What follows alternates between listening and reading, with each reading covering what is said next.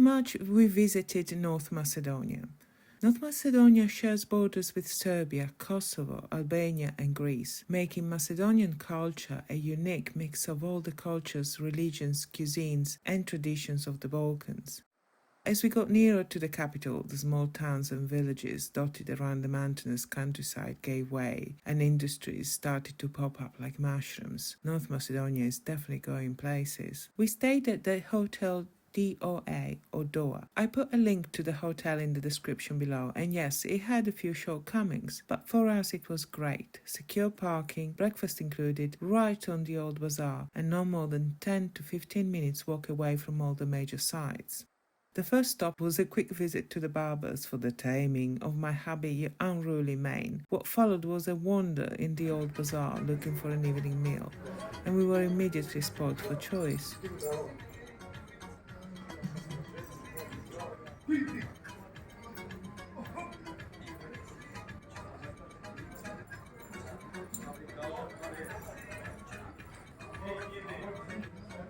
We settled on this restaurant. The spice palette is a unique mix of Balkan and Turkish, not hot but fragrant and fruity. Spices and herbs are used to elevate dishes. All the veggies were super fresh and tasty, and if you choose to go veggie, you can, and you will have a good time sampling the countless salads, soups and vegetarian stews. But remember, this is the Balkans. Meat is king and fish is queen. The next day was grey and drizzly. March weather is famously temperamental in the region. Bulgarians even invented a mythical character, Baba Marta, who rules this month and is depicted as an old cantankerous lady. One day she's happy and it gives you blue skies, the next she's annoyed and it throws rain and snow at you. But we didn't let the light drizzle deter us as we meandered through the bazaar to the centre of the city.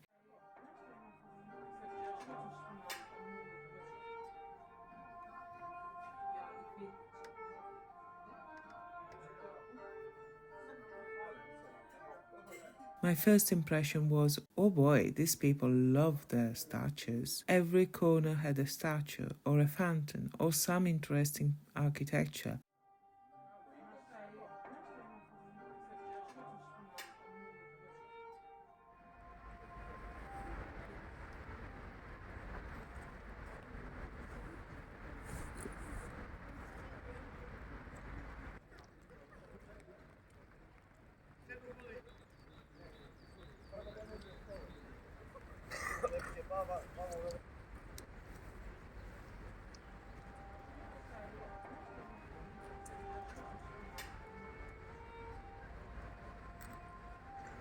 The river Vardar flows through the centre, and a quick stop in the middle of one of the numerous bridges offers a chance to enjoy the view for a little while.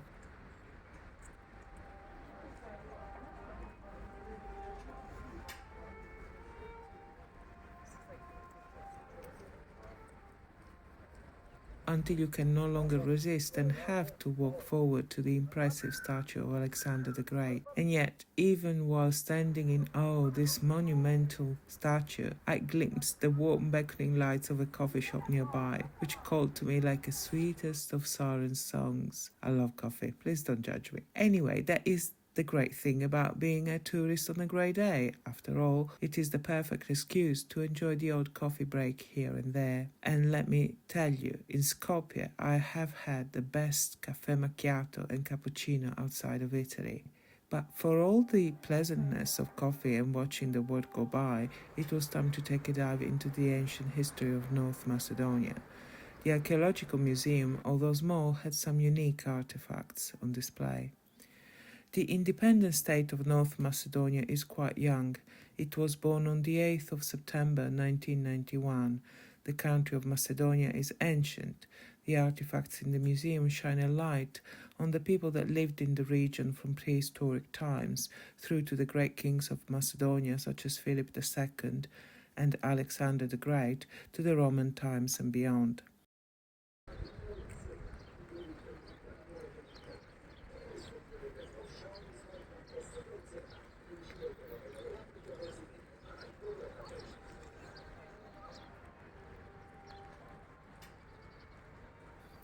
Lunch was street food from this kebab shop, and although it may not look it, it was really tasty. We spent the rest of the afternoon meandering through the bazaar. There are a lot of jewellery shops. Entire streets are bathed in the warm light of shiny gold.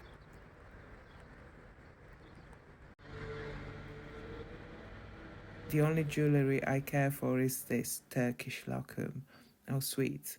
They are just as shiny and beautiful, but with the added bonus that you can eat them. And let me tell you, they are delicious.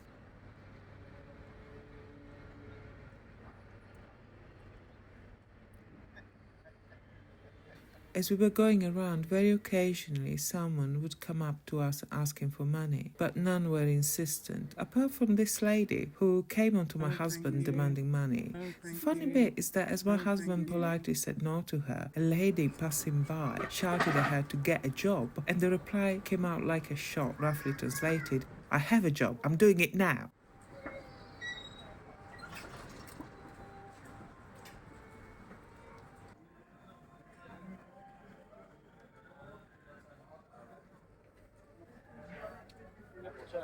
Bu malkapı tuttu. Ama bir fiyat kimi facendo discount di picco, non è spiega.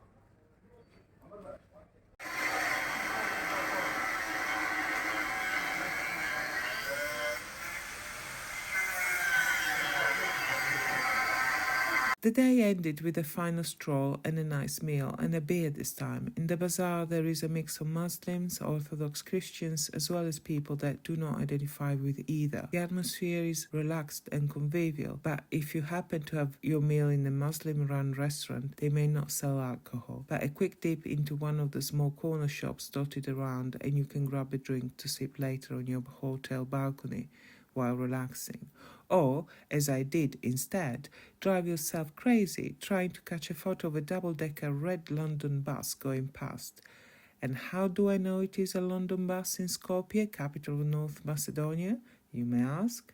I know because I waited for ages for one to come around, and as soon as I gave up, two turned up at once. We left Skopje the following day and stopped at the Matka Canyon, which is about 20 minutes drive from Skopje, if you do not happen to get lost in the backroads as I did. The Matka Canyon is an impressive sight. The original dam was built in the 1930s at a narrow point of the canyon. The hydro plant and dam have been upgraded over the years and are still a major supply of green energy to the country. There is a paved path sandwiched between the canyon walls and the artificial lake formed by the dam. It is an easy walk up to where the souvenir shops and the restaurants are. After that, the path is roughly hacked out of stone, and even if you do not have mobility problems, I would recommend good walking shoes with some ankle support. Even at this time of the year, you can take a boat ride on the lake.